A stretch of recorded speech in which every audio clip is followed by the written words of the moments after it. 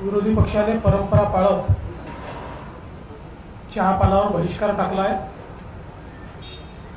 त्यामुळे आम्हालाच आमचा चहा प्यावा लागला।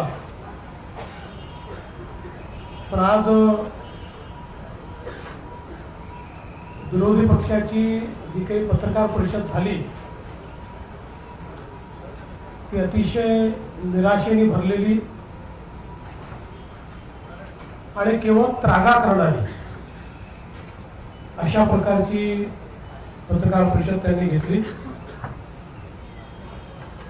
खरं म्हणजे त्या पत्रकार परिषदेत अनेक गलती झाल्या। भास्करराव जाधवांनी वडेट्टीवारांच्या बाईकची बॅटरी बंद केली आणि भास्कररावला नवीन उपरती झाली की काँग्रेस इमानदार होती, सुसंस्कृत होतीच म्हणाले, ते आहे नाही म्हणाले, तुम्ही बघा होती म्हणाले, त्यांना वस्तुस्थिती माहिती आहे काय। आणि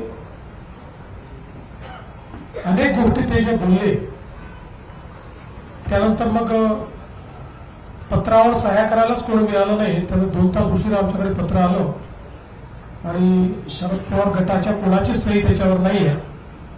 त्यामुळे आता त्याचा काही वेगळा अर्थ मी काही काढणार नाही, पण नाही आहे हे मात्र नक्कीच आहे। खरं तर वडेट्टीवार जे आज एकदम जोरात होते ते विदर्भावर देखील बोलले। भास्कररावनी वेगळा सूर लावला, त्याच्यामुळे तो सूर दुसरीकडे गेला।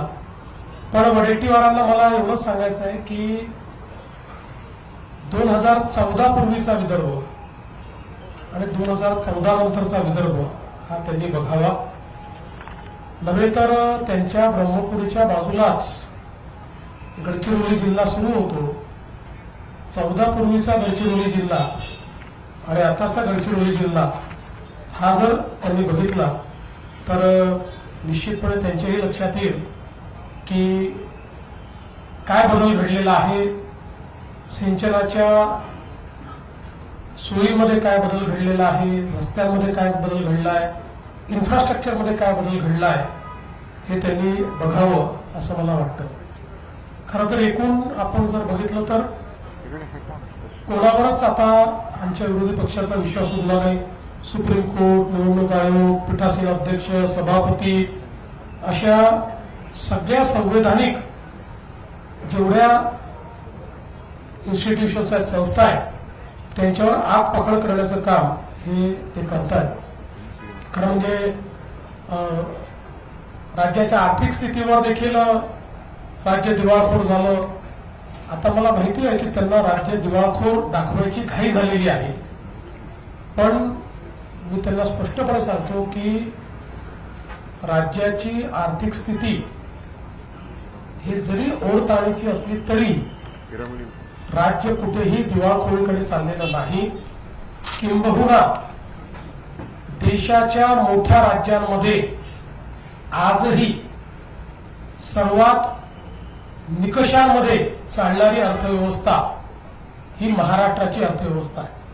याचा अर्थ असा माझा दावा नाही की आमच्याकडे खूप पैसे आहेत, पण एवढं सांगू इच्छितो की ज्या योजना हाती घेतलेल्या आहेत त्या योजना पूर्ण करण्याकरता पैसे आमच्याकडे आहेत, ते आम्ही देतो। दुसरं, शेतकऱ्यांच्या संदर्भातही त्यांनी सांगितलं, त्यामुळे जवळपास 92% शेतकऱ्यांना जे काही पूरबाधित शेतकरी होते आणि ही संख्या 90 लाखाच्या वर आहे, 92% शेतकऱ्यांना मदत मिळालेली आहे। 8% जे शेतकरी आहेत ते केवायसीचा त्यांचा प्रश्न आम्ही सोडवतो।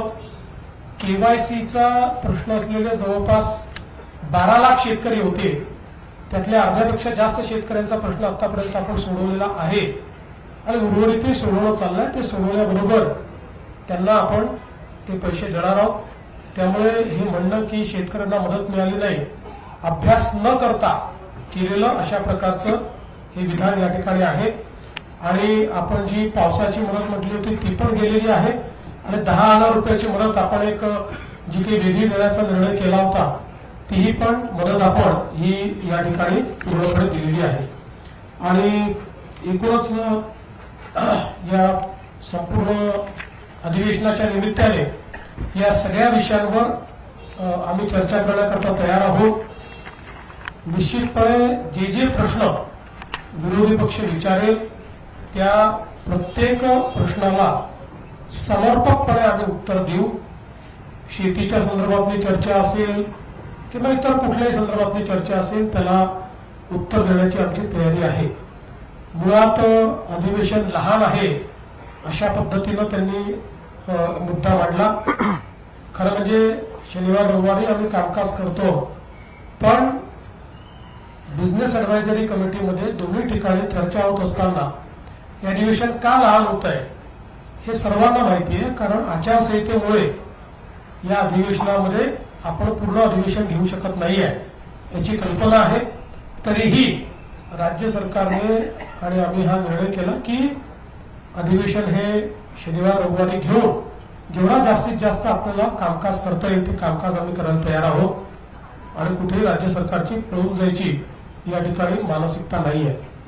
यासोबत काही प्रश्न त्यांनी उपस्थित केले विरोधी पक्षनेत्यांच्या संदर्भात.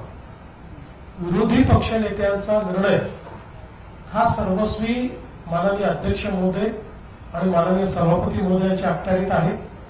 त्यामुळे त्या संदर्भात जो निर्णय माननीय अध्यक्ष महोदय माननीय सभापती महोदय घेतील तो निर्णय आम्हाला मान्य असेल.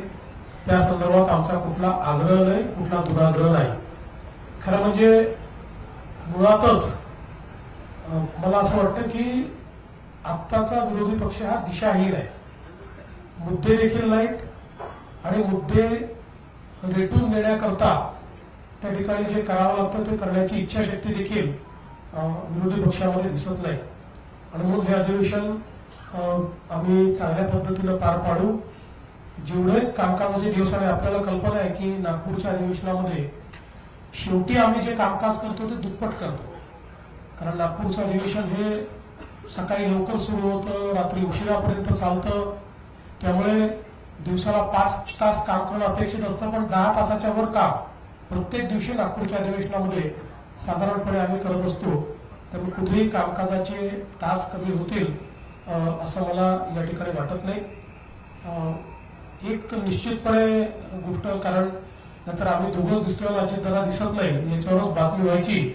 म्हणून सांगतो की अजितदादा बहारेनला होते, ते आता पुण्यामध्ये लँड झाले.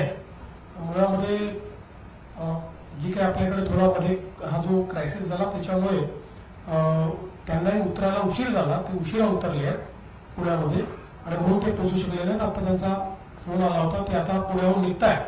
त्यामुळे रात्री 9-9:30 पर्यंत ते नागपूरमध्ये येतील आणि म्हणूनच ते या ठिकाणी हजर नाही आहेत. आणि उद्यापासून पूर्ण वेळ अजितदादा देखील या ठिकाणी असणार आहेत. जवळपास या अधिवेशनामध्ये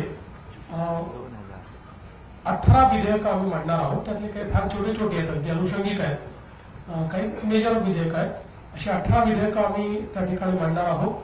आणि या विधेयकांवर चर्चा करून ही विधेयकं सगळी मान्य व्हावीत अशा प्रकारचा आमचा प्रयत्न या निमित्ताने असणार आहे.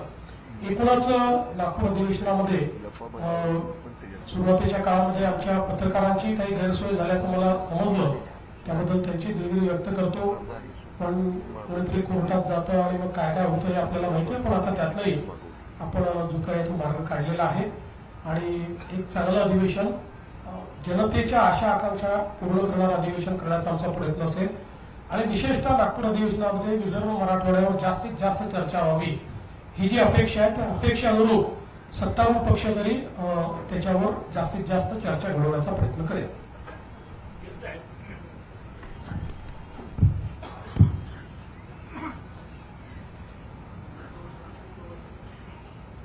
उद्यापासून